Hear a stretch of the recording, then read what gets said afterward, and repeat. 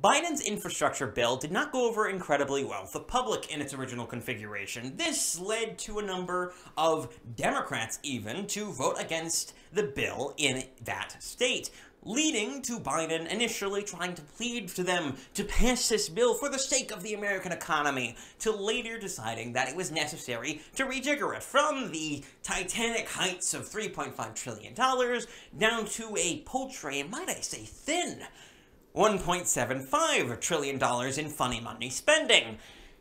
This led to the senators of Joe Manchin and the wolf in sheep's clothing of Kyrsten Sinema to finally decide to vote for the bill. And this, of course, then sent it down to the House. At this point, Biden was jubilant. He was happy and celebrating that it had finally gotten past the Senate and going back to the much more comfortable majority of the House. At this point, he thought it was a done deal, that it would simply pass through the House with no problems, and then it would come to his desk where it could be signed and then passed into law, and the glory of the Biden administration would finally, truly begin.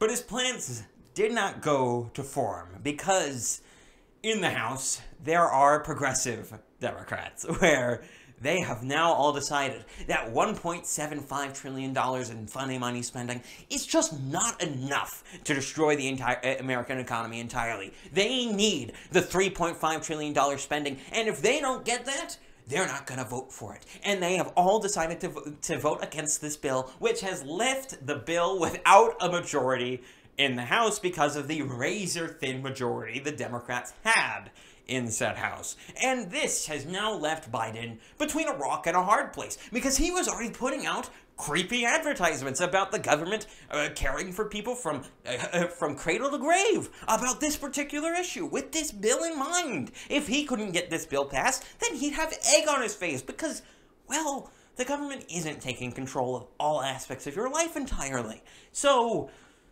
what to do? What to do truly? Because Biden is really stuck in a tough place here, because either he increases the spending again and rejiggers it again so that it's a higher spending bill, getting the progressives to vote on it, but at that point, he's risking, once again, dragging the ire of Joe Manchin, which would then leave him in an even rougher place because, well, he can't get his party into lockstep. He has not the political capital to actually do anything at all. Even his primary headline plan, he can't get past.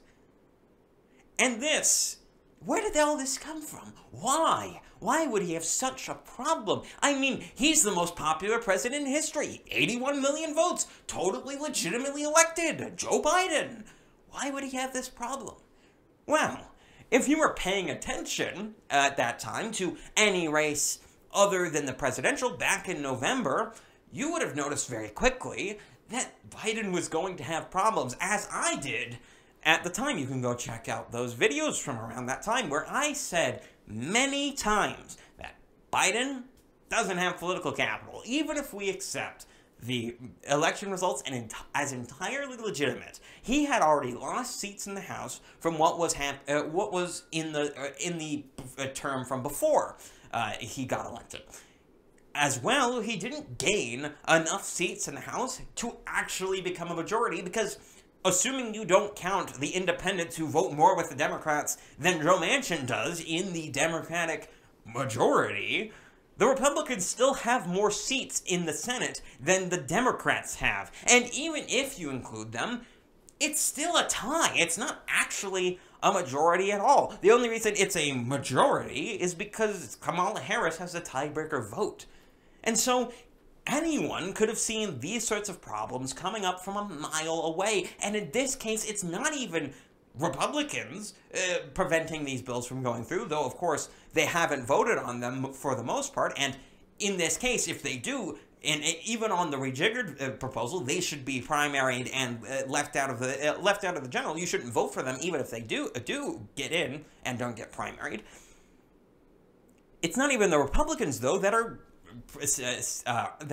blocking his bills. It's actually the Democrats, and it's because, well, the Democrats who are moderate and still relatively sane have almost nothing in common with the Democrats who have gone off into full-on explicit commie territory. I mean, just look at the sort of things that AOC says in comparison to someone like a Joe Manchin. They are night and day from what they want. And this sort of a thing should be obvious, mostly because both of these groups are very reticent to compromise on these issues. Joe Manchin does not want $3.5 trillion in spending, and he has made it entirely clear that he is not going to compromise on that fact. And the Democrats in the House have made it clear that if they don't spend so much that our money is worth the same amount as the Venezuelan currency, then we are not going to vote on that either. And that is where Biden is left. He is really left on a crumbling platform that is his party. He can't get them all together. And in this case, he functionally doesn't have a majority. And so at this point in his presidency, he is already a completely lame duck. That's where he's left at this point. He doesn't have almost any options at all for what he could do at this point. At least I have no idea what he'd even try to do to remedy this particular problem. I mean, he could try to raise the spending bill again and bring it up to maybe, I don't know, a $2 trillion spending bill, but would that make it so that Joe Manchin gets scared off? Potentially, and perhaps he doesn't want to run that risk, especially since he's already been rejiggering this so long, and it's been such a prolonged destruction that it doesn't look good for him to keep rejiggering it until it's completely unrecognizable from its original form, which at this point it really already is.